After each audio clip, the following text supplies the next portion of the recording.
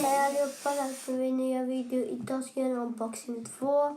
Idag ska jag unboxa min fotboll nya Adidas.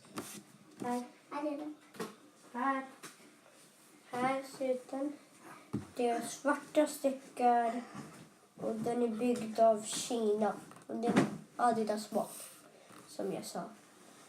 Det är studsig och den är väldigt skön att köra med.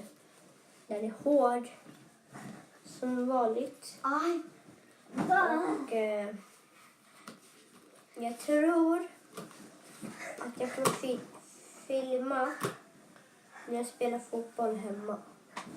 Jag kan filma dig om du vill. Ja. Men imorgon kanske, för att Alltså, då är vår pappa och bror här. Ja, när jag passar bollen, stäng nu. Ja, när jag passar bollen, testa den lite, dribbla och det. Så det var allt det här jag skulle säga. Tryck på like. Och förresten, om ni undrar vart jag köpte den här bollen.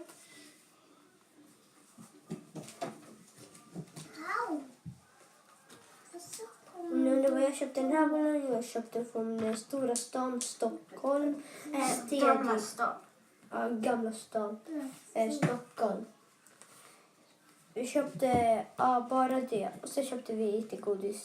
Till mig. Om ni vill att jag ska göra godis, så testa godis. Så likea.